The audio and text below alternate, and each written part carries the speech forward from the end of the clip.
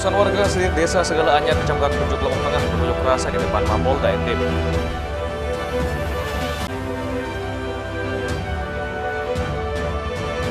Badan Urusan Pangan Perserikatan Bangsa-Bangsa melakukan pembinaan terhadap kelompok tani di Lombok Barat.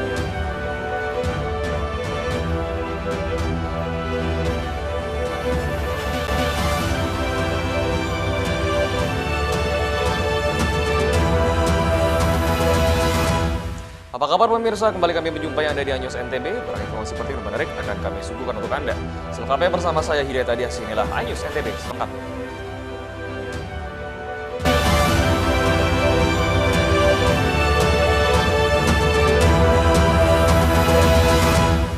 Informasi pertama, ratusan warga desa Segala Anyar, Kecamatan Pujut, Lombok Tengah berunjuk rasa di depan Mapolda NTB. Mereka mendesak polisi menangkap terduga pelaku penusukan hingga tewasnya korban lapor alias Ama Alus. Ratusan warga desa Segala Anyar, Kecamatan Pujut, Lombok Tengah kembali mendatangi Mapolda NTB untuk menggelar aksi demo. Didampingi aliansi warga Segala Anyar, warga menuntut keadilan, mendesak dan menuntut aparat kepolisian Polda NTB segera mengungkap dan menangkap pelaku penusukan salah seorang warga mereka hingga tewas. Kasus ini sebelumnya ditangani Polres Lombok Tengah. Jaga emosi, jaga kondisivitas, jangan ada yang terprovokasi. Jangan ada yang terprovokasi. Sekali lagi, Ama Boyong, silakan jaga emosi, jangan ada yang terprovokasi. Kasus penusukan hingga mengakibatkan salah seorang warga desa Segala Anyar menjadi korban hingga tewas sudah berjalan hampir 2 bulan. Kasus ini bermula dari dugaan kasus pencurian sepeda motor dan berujung pengejaran terduga pelaku pencurian dan terjadi kasus penusukan oleh warga tidak dikenal. Dari Mataram, Hari Kasidi, iNews melaporkan. Sementara itu pemirsa, sejumlah aktivis yang tergabung dalam Kasta Nusa Tenggara Barat berunjuk rasa di depan Mapolda NTB. Mereka pertanyakan penanganan kasus narkoba di Lombok Utara yang dinilai janggal menyusul tak ditahannya DPO kasus kepemilikan 975 butir pil ekstasi. Dengan menggunakan pakaian kebesaran serba hitam, puluhan anggota Ormas Kemasyarakatan ini melakukan aksi demo di depan Mako Polda NTB. Bahkan mereka naik di atas sound system kendaraan sambil berorasi secara bergantian. Dalam orasinya, pengunjuk rasa mempertanyakan penanganan kasus narkoba di Polres Lombok Utara yang dinilai janggal, di mana seorang DPO kasus narkoba dengan barang bukti 975 butir pil ekstasi tidak menjalani penahanan karena diduga menyuap oknum APH. Itu kasus tahun 2021 kalau misalnya. Berarti diragukan pemusnahan itu Bang ya? Ya wajar masyarakat meragukan itu karena apa? Karena tidak ada pihak independen ataupun kawan-kawan media yang dilibatkan pada saat pemusnahan barang bukti tersebut. Dan saya kira munculnya dugaan-dugaan atau asumsi-asumsi yang berkembang di masyarakat terkait dengan pemusnahan barang bukti tersebut ada sesuatu yang wajar menurut kita. Tapi dan kalau seharusnya memang kepolisian kan di dalam konteks dia proses pemusnahan itu kan harus melibatkan pihak-pihak independen gitu, termasuk juga kawan-kawan media.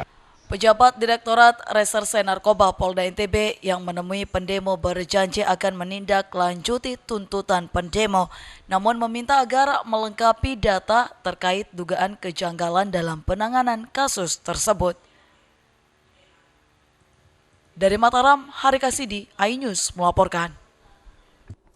Ya, breaking informasi lainnya, Badan Urusan Pangan Perserikatan Bangsa-Bangsa melakukan pembinaan terhadap kelompok tani di Lombok Barat dengan menerapkan pertanian berkelanjutan organik, di mana upaya ini untuk mencegah petani ketergantungan menggunakan pupuk organik. Itu dilakukan bertahap. Lembaga Pangan Dunia untuk PBB United Nations World Food atau UNDP turun ke Lombok melakukan pembinaan terhadap kelompok tani yang ada di Desa Kuripan, Kecamatan Kuripan, Lombok Barat. Sejumlah delegasi PBB untuk Indonesia ini membuat program pendampingan kepada kelompok tani yang konsen bergerak untuk mengembangkan pola pertanian organik dengan penerapan teknologi pertanian yang ramah lingkungan. Dewan PBB Bidang Pangan menilai bahwa perlunya keberlangsungan pertanian yang dapat menyehatkan tanah dan tanaman karena tidak ada residu dari pupuk dan pestisida kimia yang masuk dalam tanaman. Valeri Julian, Presiden Koordinator Indonesia, menegaskan program pertanian berkelanjutan yang dibuat tersebut untuk mengedukasi para petani. Kita bekerja dengan kelompok kecil. But our hope is that Tapi harapan based kami on that, first of all, there is a berdasarkan knowledge itu that is ada- spread outside, so that an ilmu experience of pengetahuan yang one disebarkan, SME can help many mana other satu SMEs, UKM and that's bisa also what membantu these UKM yang SMEs do. Sementara itu, Ketua Kelompok Tani Zulada menegaskan program ini sebagai upaya menekan penggunaan pupuk kimia dan kembali menggunakan pupuk organik karena permintaan produk organik sangat tinggi. Yang sudah dihasilkan apa saja, Pak? Utamanya bibit horti dan segala jenisnya. Kedua mengarah ke pupuk organik sekarang yang contoh di depan. Itu kan ada yang pakai karogan. Terus ketiga yang mengarah ke yang buah-buah yang sifatnya buah organik. Sejumlah produk organik pun telah dihasilkan mulai dari melon, cabai, dan mentimun serta sejumlah bahan pangan lainnya. Mahalnya pupuk dan sulitnya mendapatkan pupuk mengharuskan para petani kembali ke pertanian organik agar alam terjaga, petani sejahtera, dan tidak merugi gagal panen karena pupuk sulit didapat. Dari Lombok Barat, Muzakir, iNews melaporkan. Kami akan segera kembali, tetaplah bersama iNews NTB.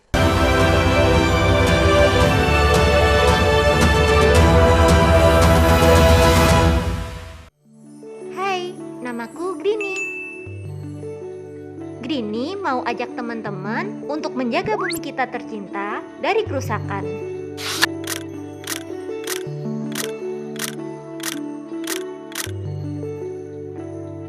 Mau tahu gimana caranya?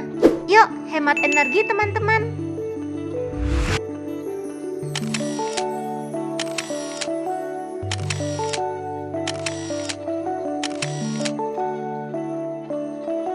Kurangi penggunaan plastik sekali pakai. Terus mainan kita kalau udah nggak dipakai, sumbang ke teman lain yang membutuhkan. Bisa kan teman-teman?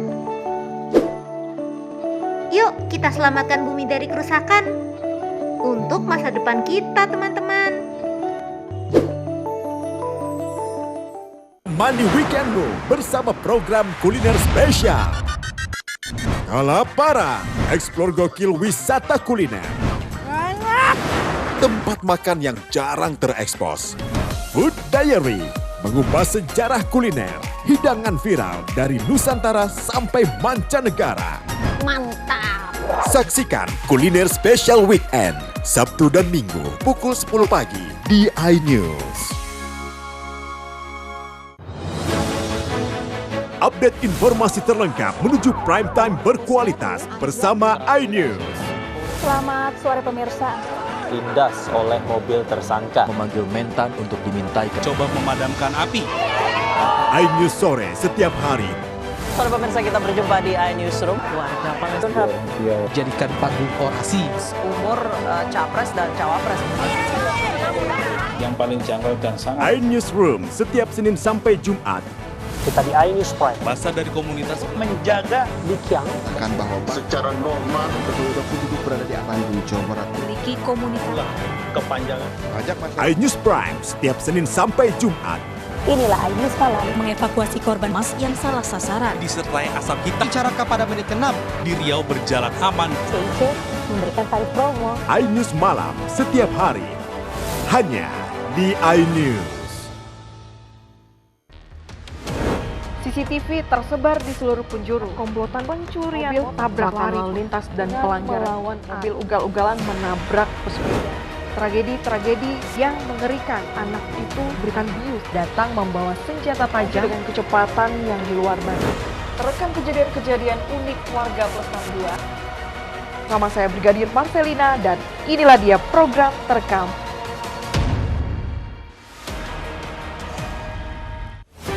Tahapan Pemilu 2024.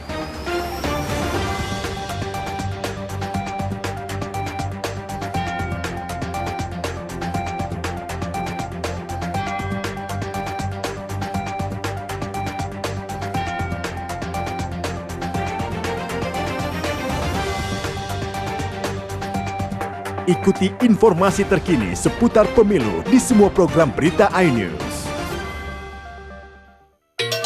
Mundur Wir, kita itu cari pemimpin masa depan, bukan pemimpin goyang dangdutan. Kita cari menantu yang berintegritas, bukan tahu-tahu ada di atas. Penyakit pemimpin tuh pikun, suka lupa sama rakyat. Koalisi Tawa, setiap minggu pukul 9 hanya di iNews. Bagi-bagi bansos. Dengerin. Saya nggak apa-apa.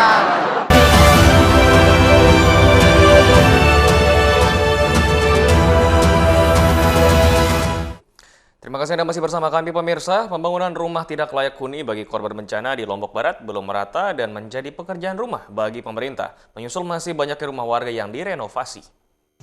Rumah tidak layak huni atau RTLH di Lombok Barat sampai saat ini masih cukup besar hingga mencapai ribuan unit dan menjadi salah satu pekerjaan rumah pemerintah daerah yang belum terselesaikan. Penanganan RTLH di NTB secara umum terus berjalan berdasarkan data dari Dinas Perkim bekerja sama dengan Basnas NTB dan Basnas Lombok Barat sendiri. Jumlah RLTH di NTB disebut mencapai sekitar 6.000 yang telah diusulkan. Sementara data yang baru juga bertambah terus melalui sistem dengan angka 14.000. Dari sisi pemerintah sendiri, rata-rata bisanya 300 hingga 400 unit diperbaiki per tahun. Dari total rumah tidak layak huni, sejumlah warga yang sempat terkena dampak bencana di Lombok Barat belum banyak tersentuh sejak awal tahun 2020. Sementara itu pemerintah hanya berdalihkan melakukan koordinasi, namun masih saja sampai dengan saat ini belum ada realisasi. Makanya ini 2024 ini kita akan rapatkan minggu depan. Salah satunya mappingnya untuk itu. Pemetaan lagi. Kan kita ada juga bantuan dari Bansos Provinsi ada 20 unit. Cuman itu memang sasarannya sudah ditentukan di Lembang. Kalau tahun ini kurang lebih itu kolaborasi dengan OPD terkait itu jumlahnya 300 ya. 335 kalau tidak salah. Itu ada dari Basnas Provinsi 20 unit, Basnas Kabupaten Surabaya itu 17 unit, terus ada dari Provinsi itu melalui Perkim itu 24 unit, dari kita 17 unit, dan sisanya itu dari Kementerian PU melalui program BSPS. Terkait upaya mencapai kesejahteraan sosial bagi masyarakat yang dinilai kurang mampu dan tidak sanggup untuk membangun rumah, Pemda Lombok Barat pun berkolaborasi dengan Kementerian Sosial bersama TNI dan Kepolisian yang juga memiliki program untuk membantu kesejahteraan sosial masyarakat. Dari Lombok Barat, Muzakir, iNews melaporkan. 6 festival event pariwisata yang diusulkan Pemda NTB ke Kementerian Pariwisata, hanya 3 event yang lolos dalam Karisma Event Nusantara 2024. Dinas Pariwisata Nusa Tenggara Barat mengusulkan 6 festival pariwisata yang ada di NTB untuk masuk dalam Karisma Event Nusantara atau KEN yang masuk dalam kalender event pariwisata nasional milik Kementerian Pariwisata 2024. Dari 6 festival tersebut hanya 3 yang masuk dalam KEN, yakni Festival Perang Topat, Festival Alunan Budaya Pringgasela, serta Festival Rimpu Mantika di Kota Bima. Penetapan 3 event yang masuk KEN 2024 melalui tahapan penilaian secara independen oleh tim kurasi yang dibentuk oleh Kementerian Parekraf RI dari 6 event pariwisata NTB yang masuk kurasi. Memang kalau tahun kemarin itu yang masuk ada 4 KEN ya, tahun kemarin 2023. Nah, tahun 2024 ini berkurang 1. Nah, ada masuk itu cuma 3. Pertama, Perang Topat. Perang Topat Lombok Barat ya. Alunan Budaya Desa Pringgasele Lombok Timur, dan yang ketiga alhamdulillah perwakilan Pulau Sumbawa ada 1 ini, yaitu Rimpu Mantika. Ditambahkan Jamal bagi kabupaten kota yang tidak lolos diminta untuk tidak berkecil hati, sebab itu berarti kabupaten kota dianggap mampu untuk melaksanakan event pariwisatanya sendiri tanpa anggaran dari pusat. Dari Mataram, Rizka Anjani, iNews melaporkan. Pemerintah Kabupaten Lombok Tengah bersama Kementerian Koperasi bangun pusat layanan terpadu UMKM atau PLUT untuk mengenalkan produk unggulan UMKM.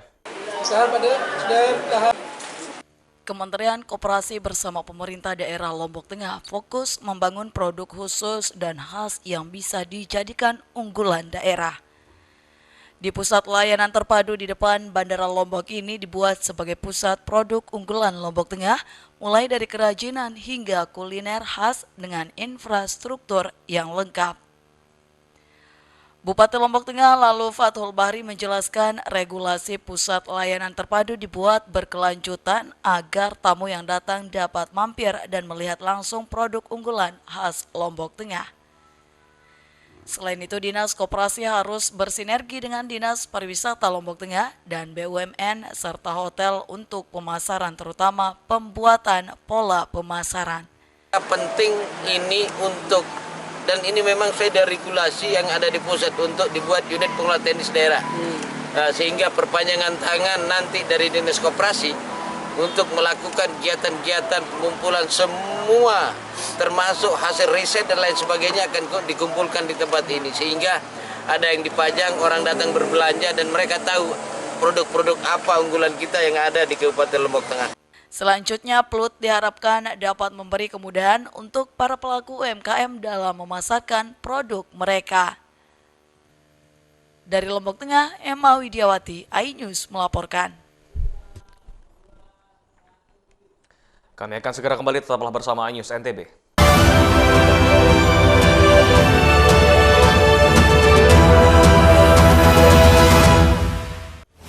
Tahapan Pemilu 2024.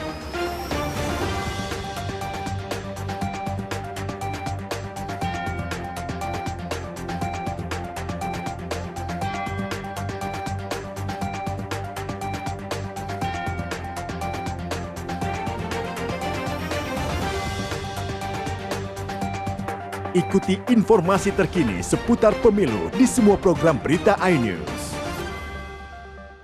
Mandi weekendmu bersama program kuliner spesial. Kalaparan, eksplor gokil wisata kuliner. Tempat makan yang jarang terekspos. Food Diary, mengupas sejarah kuliner, hidangan viral dari Nusantara sampai mancanegara. Mantap! Saksikan Kuliner Spesial Weekend, Sabtu dan Minggu, pukul 10 pagi di iNews. Mundur Wir, kita itu cari pemimpin masa depan, bukan pemimpin goyang dangdutan. Kita cari menantu yang berintegritas, bukan tahu-tahu ada di atas. Penyakit pemimpin tuh pikun. Suka lupa sama rakyat. Koalisi Tawa, setiap minggu pukul 9 hanya di Ayo. Bagi-bagi bansos, dengerin. Ayam nggak apa-apa. Menyoroti kecurangan. Yayasan Al Zaitun 580 tersangka. Dia juga koma. Dan nggak lama lah saya pasti lawan. Menyuarakan keadilan. Netizen banyak menghujat. Setrum di sini sentuh oleh hukum tidak mencapai target. Laporan mendalam dan eksklusif. Kalau langsung 27 miliar. Serikat yang akan dikembalikan ke Kejaksaan Agung. AB Plus setiap minggu pukul 7.45 pagi di iNews. Unbeaten all the way through the competition.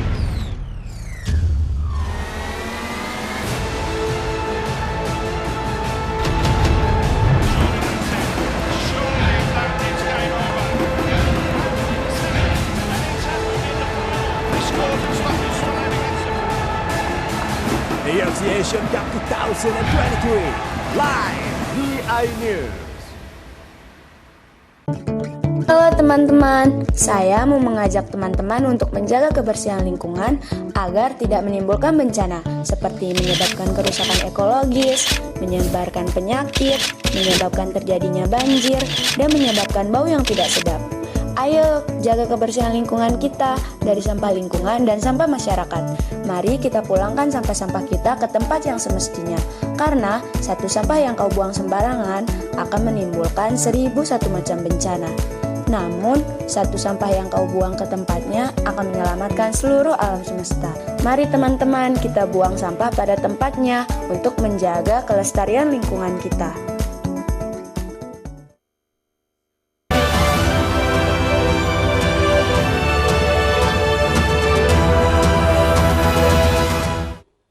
Bagi Anda penikmat kopi, ada baiknya mencoba cita rasa dan aroma khas kopi bubuk tradisional Lombok di Desa Sukamulya Timur. Uniknya kopi tradisional ini diproduksi komunitas emak-emak yang sebagian besar anggotanya adalah para janda atau perempuan kepala keluarga.